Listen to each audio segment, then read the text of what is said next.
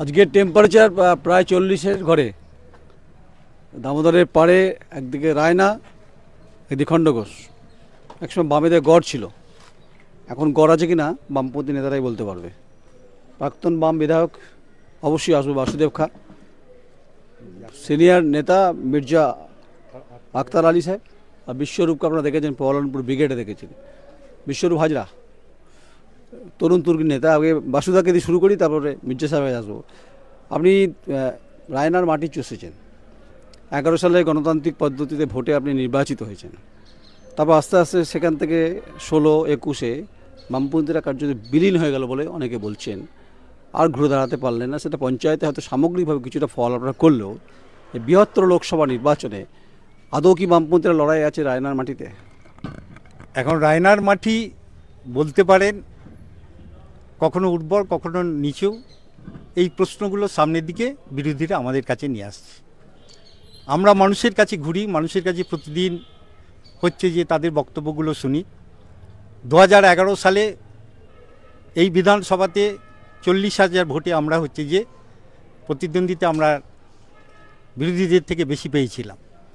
মাঝখানে 2016 সালে 448টা ভোটে আমরা বিরোধীদের কাছে হারি, কিন্তু সেটা কয়েকটা গড় ছিল তাদের, যেখানে জোরপূর্বক হচ্ছে যে এই জায়গায় ভোটগুলো লুট করে তারা 2016 সালে জিতেছিল।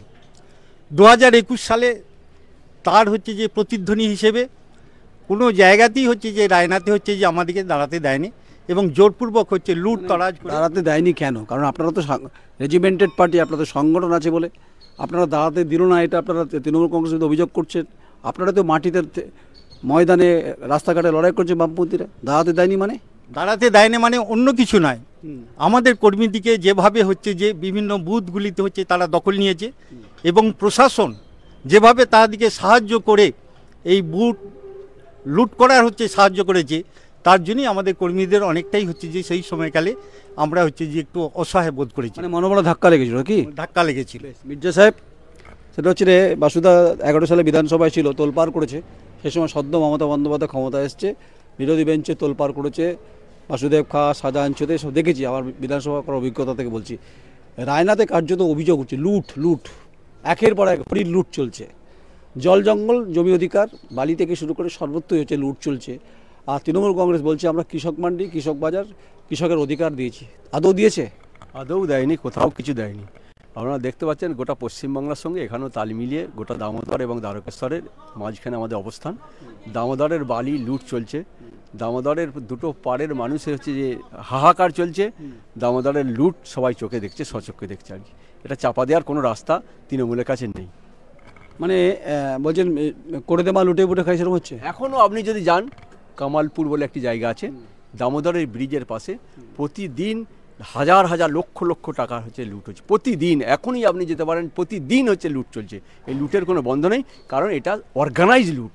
এটা নট অনলি শুধুমাত্র এলাকার তৃণমূল নয়, এই টাকার সব ভাগ থ্রু প্রশাসন, থ্রু পার্টি যাচ্ছে সব কালীঘাটে সব টাকা যাওয়ার জন্য যা করার সেই ব্যবস্থাটা করেছেন মমতা ব্যানার্জি এবং অভিষেক ব্যানার্জি।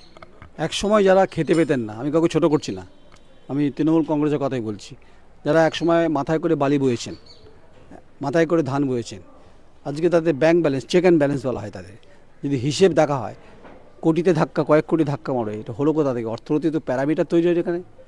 এদের অর্থনৈতিক এদের টাকা তৈরি করার কোনো কারখানাও নেই, আর কিছুই নেই। এরা যা করছে লুট করছে, পঞ্চায়েত থেকে শুরু করে জেলা পরিষদ পর্যন্ত। রাতের বেলায় পঞ্চায়েতের গভীর রাতে ওই কন্ট্রাক্টরদের সঙ্গে কথাবার্তা হয়, কন্ট্রাক্টরের সঙ্গে কন্ট্যাক্ট হয়। এই সমস্তটা একবারে আপনার সুপারভাইজার থেকে, নট অনলি পঞ্চায়েতের প্রধান উপপ্রধান এই সমস্ত যারা আছে আর কি, এদের তো হয়েছে সুপারভাইজার, গ্রামের ওদের যে সভাপতি অঞ্চলের, এরা সব ওই লুটের সঙ্গে যুক্ত হন। এবং এবারেও যে টাকাটা আপনার দিল ওই 100 দিনের কাজে, তাতেও লুট, আর 5,000 10,000 করে সব অ্যাকাউন্টে ঢুকে যাচ্ছে আর কি। এটা আসলে ওদের সমস্ত মাথা থেকে পা পর্যন্ত বলেছে না। আপনার ওই নজরুলেতে এতে সম্মেলন করে বললেন না যে 75 তোমার থাকবে, 25 দিতে হবে, 25 তোমার, 75 রেসিও চলছে। এই জন্য এই লুট বন্ধ করা যাচ্ছে। বিশ্বরূপ, সেটা হচ্ছে রে এই বহলানপুরে দেখা হয়েছিল, সম্ভবত জানুয়ারি মাস, শীত ছিল, এখন কার্যত তপতপে গরমে দুই বর্ষিয়ার নেতার পাশে দাঁড়িয়ে রয়েছে। তোমার সেদিন উদ্দীপ্ত কণ্ঠে আমি কিছু আওয়াজ শুনেছিলাম।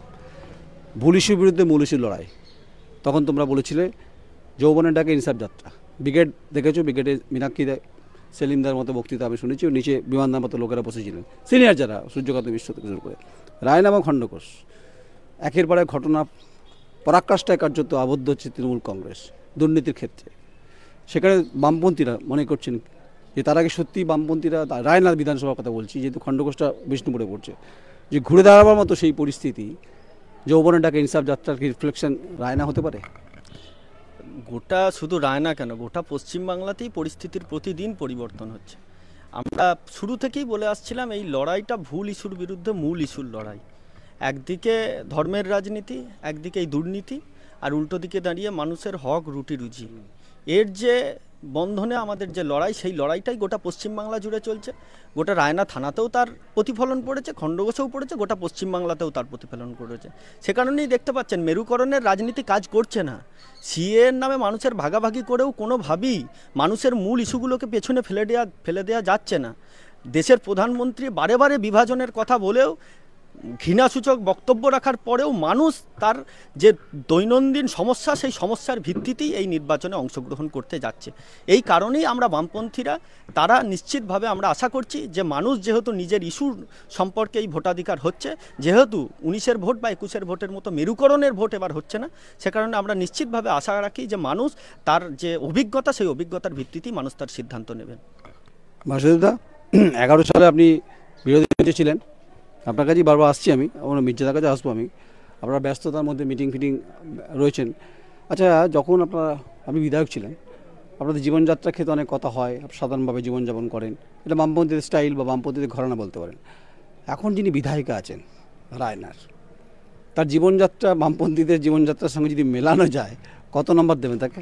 এখন নাম্বার তো দেওয়াটা তো কোনো নাম্বারই আমরা খুঁজে পাইনি, সে নাম্বারটা নিয়ে তো কোনো প্রশ্ন নয়। প্রশ্ন হচ্ছে যে নিজেকে আজকে গরিব ঘরের মেয়ে বলে মানুষের কাছে প্রচার করে, আর এখান থেকে যখন বিধানসভাতে সে যখন হচ্ছে যে অ্যাসেম্বলিতে যায়, তখন আমরা যেমন হচ্ছে গাড়িতে করে যেতাম, সরকারি বাসে যেতাম, আমাদের কোনো গাড়ি ছিল না, কিন্তু এরা প্রত্যেকেই গাড়ি করে আজকে গরিব ঘরের মেয়ে বিধায়িকা হয়েছে। তিনি হচ্ছেন যে আজকে হচ্ছে যে কলকাতায় যাচ্ছেন প্রতিদিন বিভিন্নভাবে। তো এই জায়গাতে দাঁড়িয়ে এই যে আত্ম অহংকার, অহমিকা বোধ, এটা গরিব ঘর থেকে এসে যে রাজনৈতিক দলেতে সে আজকে নাম লিখিয়েছে এবং বিধায়িকা হয়েছে, তার লজ্জা পাওয়া উচিত, এটা আমরা মনে করছি। আপনারা জবাব চাইছেন দুর্নীতির বিরুদ্ধে, তার কাছ থেকে জবাব চাইছেন, কারণ 100 দিনের কাজ থেকে শুরু করে গণবন্টন ব্যবস্থা, চাকরি চুরির মতো ঘটনায় রায়না কাজ যদি উত্তপ্ত হয়েছে, আপনারা বিধায়িকাকে প্রশ্ন করছেন, জবাব চাইছেন। প্রশ্ন কি, সামনাসামনি আমরা হচ্ছে যে তার প্রতিবাদ এবং হচ্ছে যে তার হচ্ছে যে কী করে সমাধান করা যায়, সে প্রশ্নগুলো আমরা রেখেছি। বিভিন্ন জায়গায় বিধায়কদের হচ্ছে যে আজকে যে বিষয়গুলি হচ্ছে তুলে ধরা হয়েছে, যে ঘরগুলো তুলে ধরা হয়েছে, আজকে একটা জায়গাতে দেখবেন যে বিল্ডিং হচ্ছে, যে রাস্তা হচ্ছে, যে বালি খাত, বিভিন্ন মাটি, এখান থেকে প্রতিদিন দুর্নীতি করে যে টাকা আজকে তুলছে তারা, সেই দুর্নীতির বিরুদ্ধে আমরা সোচ্চার হয়েছি এবং মানুষকে সেই জায়গায় নিয়ে গেছি। এবং পহলামপুরের মতো একটি গ্রাম পঞ্চায়েত, যেখানে আমরা 7টা হচ্ছে যে সেখানে পঞ্চায়েতে আসন পেয়েছি, যেখানে হচ্ছে যে 70 লক্ষ টাকা আজকে গাছ বিক্রি করে যারা তৃণমূলীরা নিয়েছিল, আজকে গরিব মানুষের লাগানো সেই গাছের টাকা আমরা ফেরত দিতে তাদেরকে বাধ্য করেছি এবং প্রত্যেকেই সেই টাকা পেয়েছি। মির্জাদা, বৈভবের কথা বলছিলেন, রাজনৈতিক বৈভবটা একটা জিনিস আর আভিজাত্যের বৈভব একটা জিনিস। কেউ বনেদি বড়লোক হলে তার আলাদা ব্যাপার স্যাপার থাকে, আর কেউ যদি বনেদি বড়লোক না হয়, সে মেহনতি সংগ্রাম থেকে উঠে এসেছে, তার বৈভবতা বেড়ে যায়, যেটা বাসুদা বলছে গাড়ি বাড়ি নানান ব্যাপার ট্যাপার বলছে। বিধানসভায় যান, বিধানসভার কাজ হচ্ছে প্রশ্ন তোলা, এলাকার মানোন্নয়ন অগ্রগতির ক্ষেত্রে মানুষের চাহিদার প্রশ্নে তাদের বিধায়কের ভূমিকা থাকে। বাসুদেবদাকে আমি দেখেছি বিধানসভাতে প্রশ্ন তুলতে, সে সময় মমতা বন্দ্যোপাধ্যায় ক্ষমতা এসছে। আপনাদের এলাকার বিধায়িকা জল জঙ্গলের অধিকারের প্রশ্নে, মানুষের অধিকারের প্রশ্নে, খাদ্য রুটি রোজগারের প্রশ্নে, আপনারা কি কখনো খবরের কাগজে পাতায় দেখেছে যে আপনাদের প্রশ্ন তুলেছে এখানকার বিধায়িকা? নিজের প্রশ্নটিতে বিভোর, নিজে কী করে টাকা উপার্জন করতে হয় তার জন্য যদি বিভোর থাকে, তাহলে সে জনগণের প্রশ্ন তুলতে পারে কি? এদের কেউ কোনোদিনই প্রশ্ন তুলতে পারে না। গোটা পশ্চিমবাংলায় তুলে নেই, এখানেও তুলে নেই। রায়না আমাদের সাধারণত চাষি প্রধান দেশ, গ্রাম এলাকা, এখানে আবার ধানের ওপরেই নির্ভরশীল। এবারে ধরুন এই খাস ধান, ভয়ঙ্করভাবে চাষিরা ক্ষতিগ্রস্ত হলো এবং খাস ধানের রপ্তানি বন্ধ হয়ে গেছে, বিজেপি গভর্নমেন্ট, বিজেপিরা থেকে এইসব করেছে, যে কোনো দিন একটা বাক্য উচ্চারণ করেনি। কোনো দিন এলাকার মানুষ হচ্ছে যে এই সমবায়গুলি ভেঙে গেছে, নষ্ট হয়ে গেছে, লুট হচ্ছে, এদের কোনো প্রশ্ন তোলেনি। পরিযায়ী শ্রমিকরা চলে যাচ্ছে গ্রামে তালা লাগিয়ে, রাতের গভীর অন্ধকারে শরৎচন্দ্রের গফুর আর তার মেয়ে আমিনাকে যেমন ছেড়ে চলে যেতে হয়েছিল, একইভাবে চলে যাচ্ছে। এই হচ্ছে পশ্চিমবাংলার এখন অবস্থান আর কি। মানে মহেশ গল্পের কথা বলছেন আপনি, মহেশ গল্পের কথা বললেন। শরৎচন্দ্র আমরা প্রত্যেকেই পড়েছি শৈশবে। আমি বিশ্বরূপ তোমরা ব্যস্ত রয়েছে, শেষ করবো। সেটা হচ্ছে যে রাজনৈতিক বৈভাবে কথা হচ্ছে, অধিকারের প্রশ্নে এত কথা হচ্ছে বারবার করে, বারবার প্রশ্ন করছি, স্পেসিফিক রায়না প্রশ্ন করছি, কারণ বিপ্লবী রাসবিহারী বসুর জন্মস্থান এবং হচ্ছে যে ইতিহাস বর্জিত, বাসুদেব জানেন, তুমিও জানো, মির্জা সাহেবও জানেন, ইতিহাস কার্যত ভুলুণ্ঠিত হয়েছে, নারীদের সংগ্রামের প্রশ্নে সন্দেশকালে উত্তপ্ত হয়েছে। তেমনি রায়নার বিস্তীর্ণ অঞ্চলে সরকার বলছে যে রপ্তানিটা মধ্যপ্রাচ্যে এখানে গোবিন্দভোগ যেত, সেটা কার্যত বন্ধ হয়েছে, বলছে মোদির জন্য নাকি হয়েছে, নরেন্দ্র মোদির জন্য। একদিকে নরেন্দ্র মোদী, একদিকে মমতা বন্দ্যোপাধ্যায়। তাহলে এখানকার খাস ধান যারা করে, গোবিন্দভোগ চাষ যারা করেন, তারা ভুলুণ্ঠিত হলো অর্থনৈতিকভাবে, এর দায় কার? মোদি মমতা দুজনেরই এর দায়। তার কারণ হচ্ছে খাস ধান, গোবিন্দভোগ চাল এই আমাদের দক্ষিণ দামোদরের মানুষের কার্যত এটা একটা রুটির জায়গা মানুষের। এই জায়গায় দাঁড়িয়ে একদিকে সারের উপর থেকে ভর্তুকি তুলে নেওয়া হয়েছে, কৃষিজ যন্ত্রপাতির দাম বেড়েছে, খরচ বেড়েছে সমস্ত কিছুর, আর উল্টো দিকে চাষি তার ফসলের দাম পায়নি। গোবিন্দভোগ চালের উপর 20% জিএসটি বসিয়েছে দিল্লির সরকার। এই সময়ের মধ্যে এক্সপোর্ট বন্ধ করে দেওয়া হয়েছে, তার ফলে ধানের দাম একেবারে তলানিতে কার্যত। এখানে যেমন মোদির দায়ী, তেমন একইভাবে আমাদের রাজ্যে তৃণমূল কংগ্রেসের সরকার, যারা এই এলাকায় তৃণমূল দলটা করছেন, তাদেরও উচিত যে এই যে সমস্যা, এই সমস্যা নিয়ে প্রশ্ন করা। কিন্তু তারা কি একটা কথাও বলছে এই সম্পর্কে? কার্যত নিশ্চুপ আছে। তার কারণ কি? তার কারণ হচ্ছে মোদি আর মমতার সেটিং, তৃণমূল আর বিজেপির সেটিং। এই সেটিংয়ের রাজনীতির কারণেই চাষির যে এই সমস্যা, চাষির এই দুর্ভোগ নিয়ে একটা শব্দ ওনারা উচ্চারণ করছেন না। কৃষকের পাশে, ক্ষেতমজুরের পাশে, বেকার যুবকদের পাশে দাঁড়িয়ে একমাত্র রাস্তায় থেকে লড়াই করছে লাল ঝান্ডা। অনেক অনেক ধন্যবাদ আপনাদের প্রত্যেকে। বাসুদেবদা, আপনি প্রাক্তন বিধায়ক বামফ্রন্টে, 2011 সালে। মির্জা সাহেব এখানকার বর্ষিয়ার নেতা, বিশ্বরূপ তরুণ তুর্কি নেতা। অধিকারের প্রশ্নে অনেক কথা বামপন্থীরা বিভিন্ন সময় বলেছে। 11 সাল থেকে 2024 বৈতরণ অনেকটা পেরিয়েছে, কিন্তু এখানকার বিধায়ক সম্পর্কে বক্তব্য হচ্ছে যে তিনি মানুষের কথা বলছেন না।